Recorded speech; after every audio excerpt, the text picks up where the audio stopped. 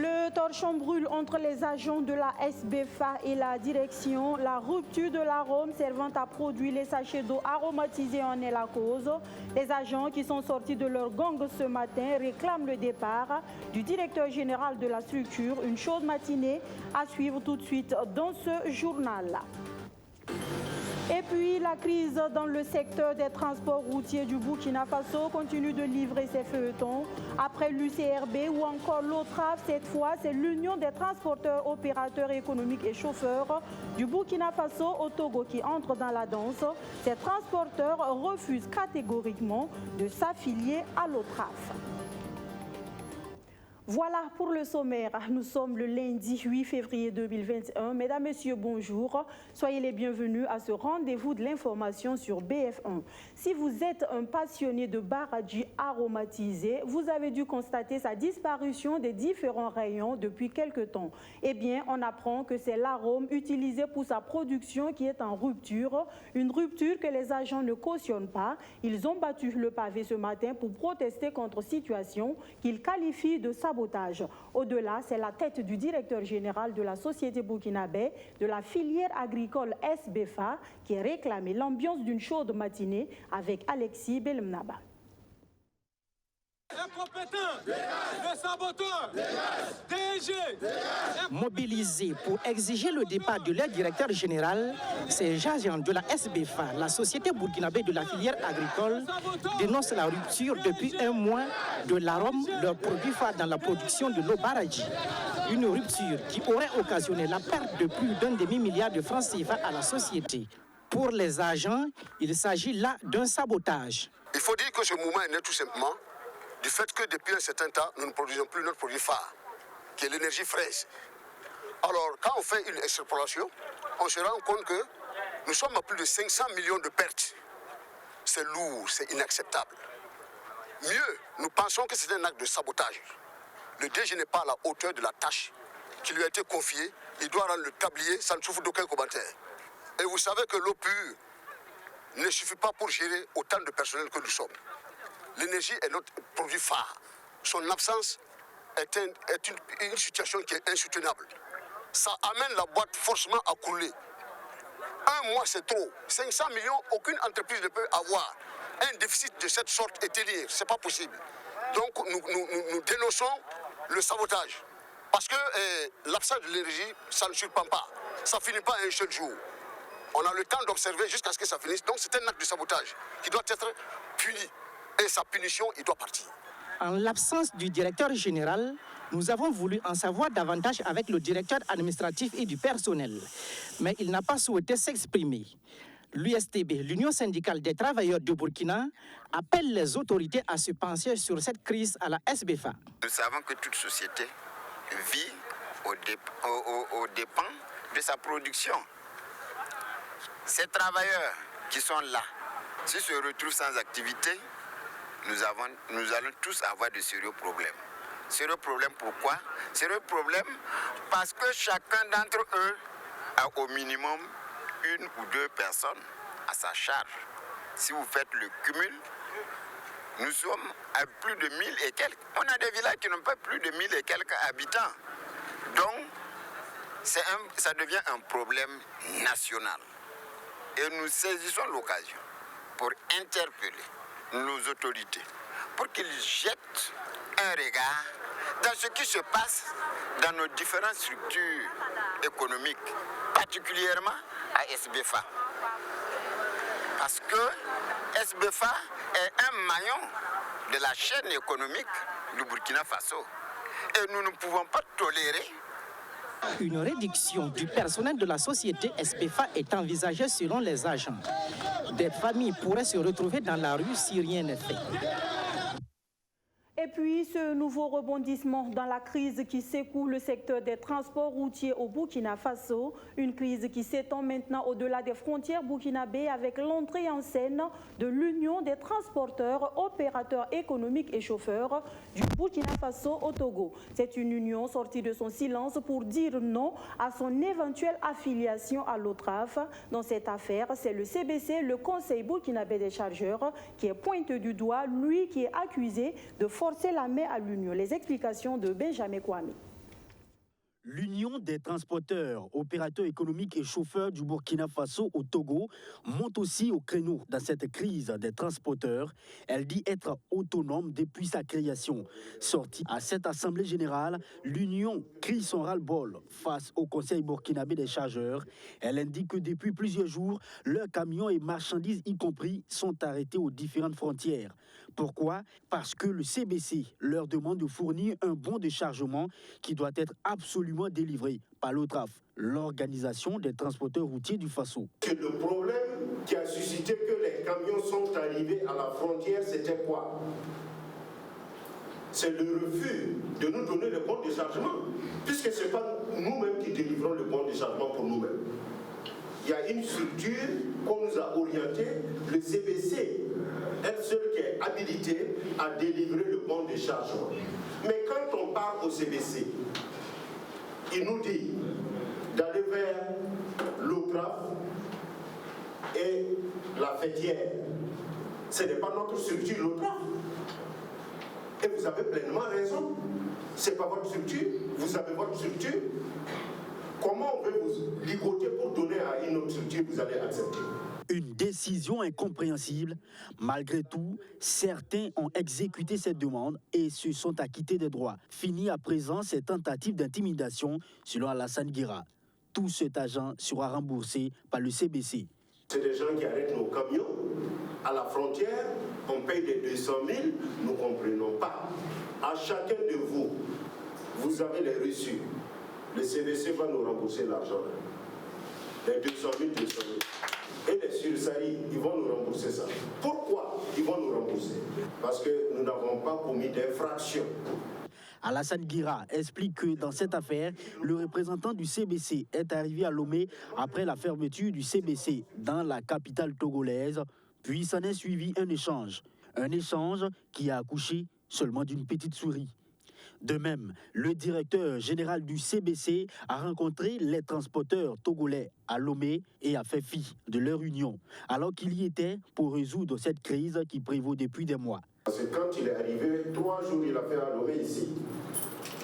C'est de que la partie togolaise qu'il a cherché à discuter avec nous, opérateurs économiques burkinabés, non.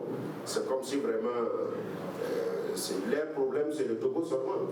Si il s'entend avec le Togolais, bon, peut-être nous, c'est pas la peine.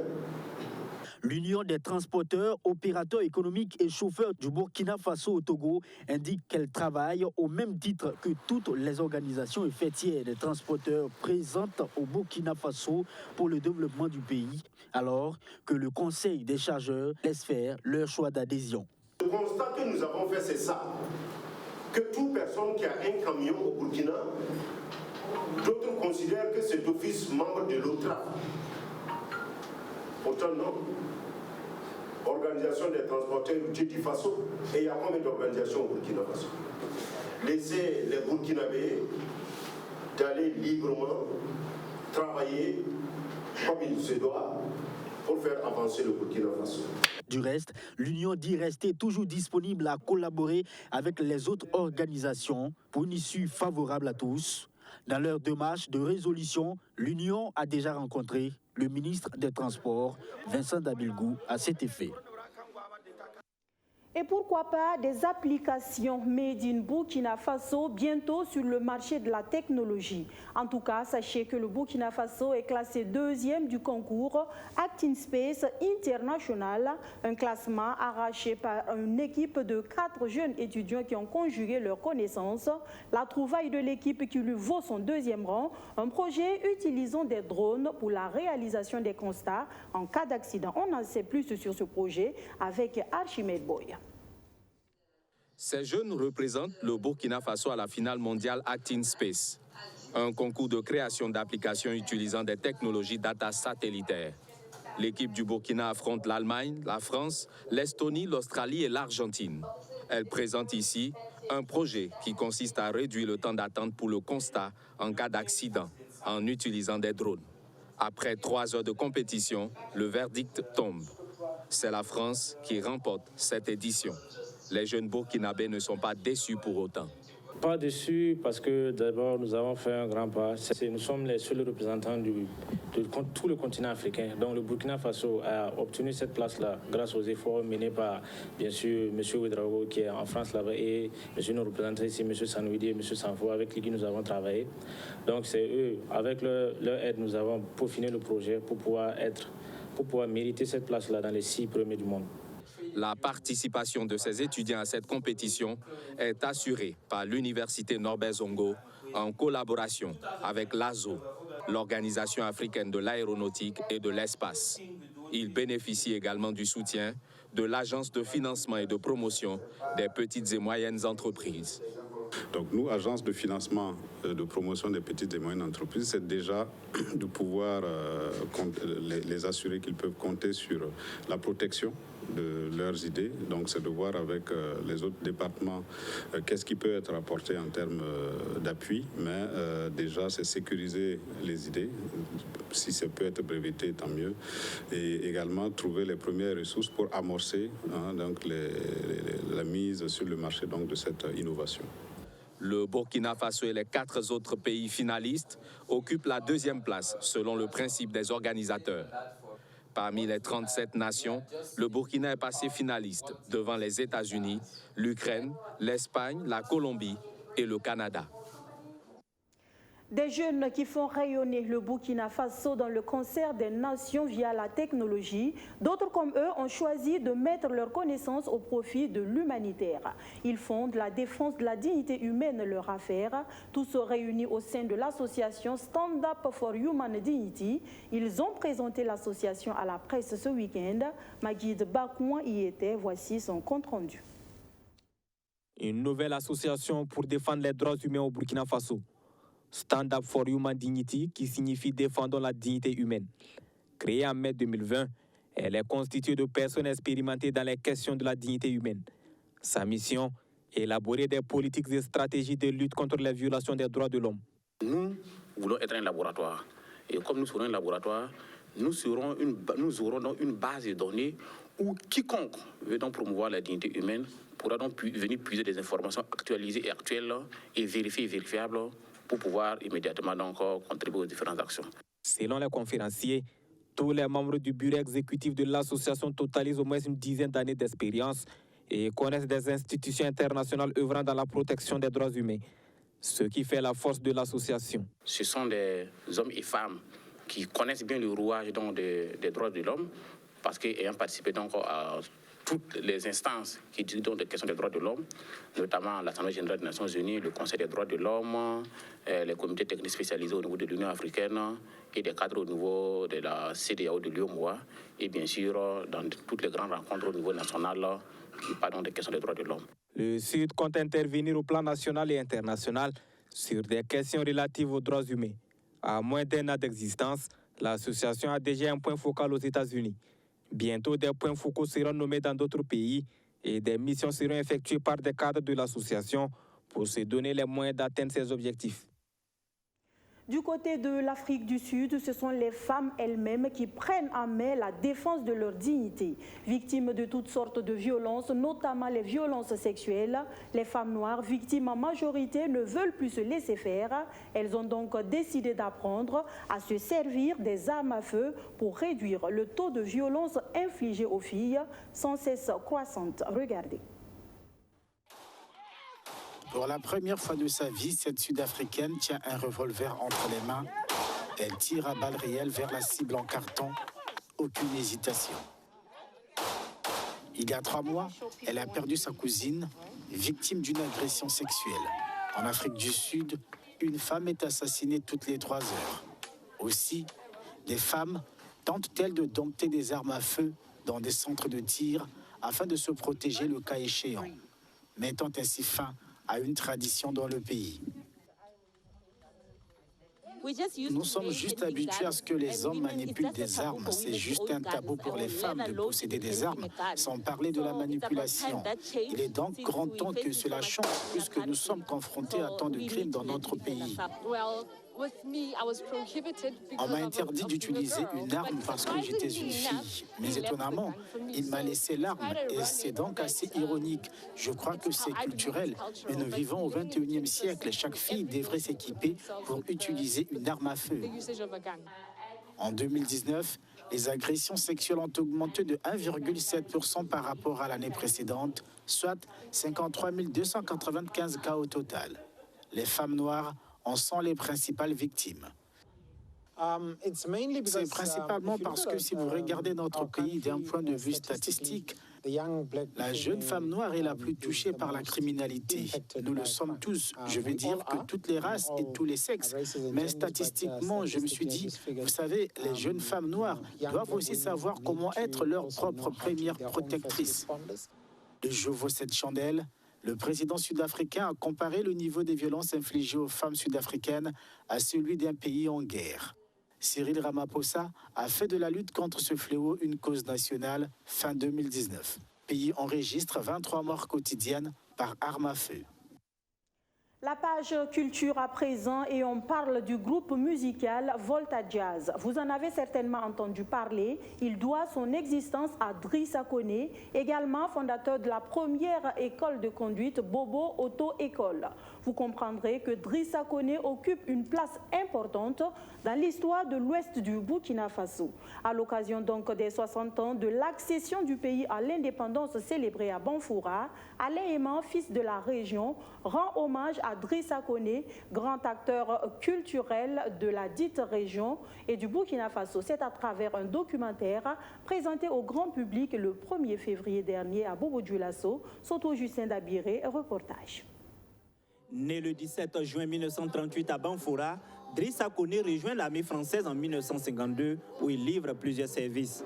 De retour dans son pays natal, la Haute-Volta, actuelle Burkina Faso, Drissa Koné, passionné de musique, crée dans les années 70 le premier orchestre musical du pays, le Tropic Jazz, qui deviendra Volta Jazz.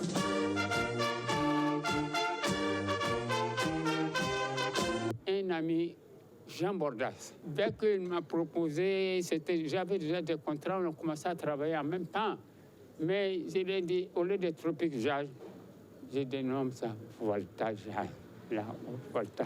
Mon pays, j'aime la Volta.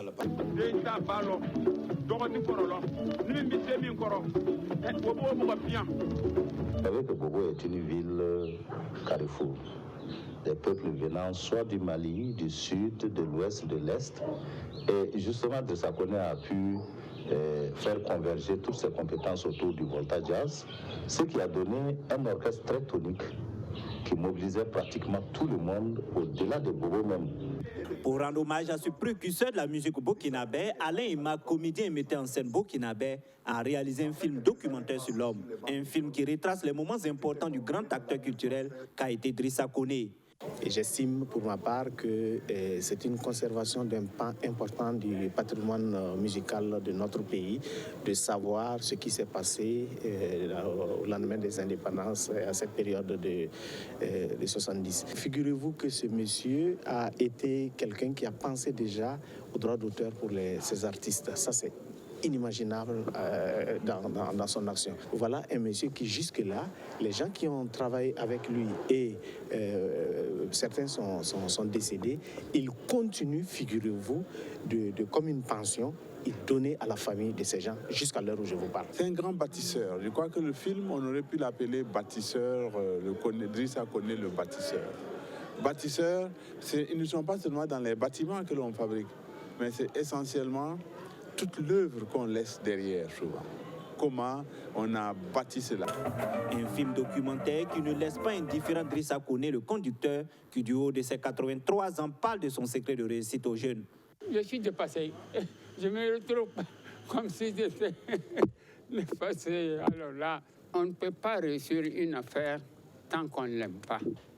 C'est le mariage. Quand vous forcez une personne à faire un travail, un métier qu'il n'aime pas, c'est sûr qu'il ne va pas s'en sortir. Je demande aux jeunes aujourd'hui de tout faire et de choisir ce qu'ils aiment faire comme travail. En plus de rendre un hommage mérité à Drissa Koné, le film documentaire, selon son réalisateur, une vitrine de promotion de la musique en live. Un genre musical qui doit occuper une place importante, selon Alain Hima, pour l'émergence de la musique burkinabé. Toujours de la culture pour terminer, les rideaux sont tombés hier sur le Festival des Libertés de Ouagadougou. 48 heures durant, la capitale burkinabé a vibré au rythme du Felo. Premier du genre, c'est un festival qui fait la part belle au savoir-faire artistique des minorités souvent laissées au bas-côté des chemins de développement. L'ouverture du Felo en son et en image avec Abdou Aziz Saré.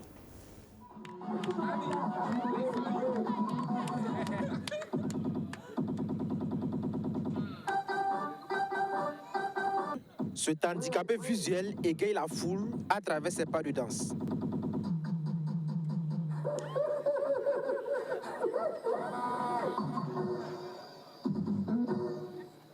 C'est le début de la première édition du Felo, Festival des Libertés de Ouagadougou. Cette initiative de l'association Kambeo Nereyinga vise à promouvoir le savoir-faire artistique des minorités qui sont les albinos et les personnes en situation de handicap.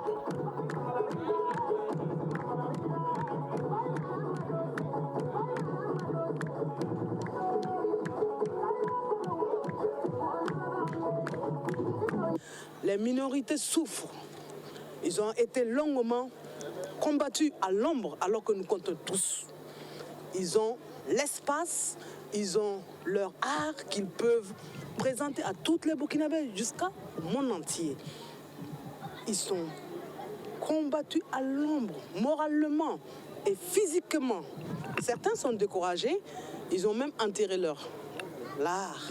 Nous, à travers Felo, nous souhaitons que tous les festivals qui se tiendront à Ouagadougou prennent en compte des minorités. Ils ont quelque chose à présenter. Vous-même, vous avez vu ce soir, ce n'est que du plaisir.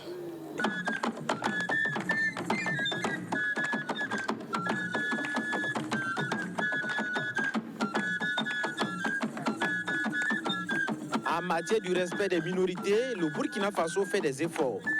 En témoigne l'adoption de la loi 012 portant protection et promotion des droits des personnes handicapées. Cette loi connaît certes des avancées dans sa mise en œuvre, mais il reste encore beaucoup à faire selon les personnes en situation de handicap. Alors, ils profitent de ce festival qui leur est dédié pour transmettre des doléances aux autorités. Donc nous demandons à l'État vraiment de nous aider, voilà, de nous soutenir et surtout nous les encourageons à, c'est vrai, à signer des conventions, mais c'est important aussi de les appliquer. Quand on ne les applique pas, ça veut dire qu'on va à l'encontre de ce que nous avons dit que nous allons faire. Je prends l'exemple de notre cas d'invalidité que nous avons aujourd'hui, qui doit nous octroyer des droits, par exemple droit à la santé. Il y en a, ça dépend du degré d'handicap qu'on a dit. Maintenant c'est l'application qui est un peu compliquée. Voilà, on ne bénéficie pas des droits, des avantages de cette carte-là.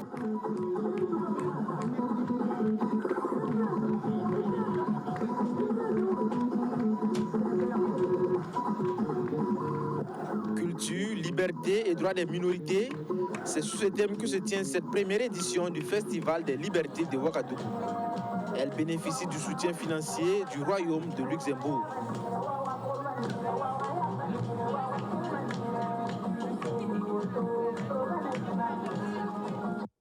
Voilà, mesdames, messieurs, c'est culturellement que prend fin les actualités de la mi-journée sur BF1. Merci d'avoir feuilleté ce journal qui s'achève en notre compagnie. Je vous dis à demain pour un autre point de l'actualité.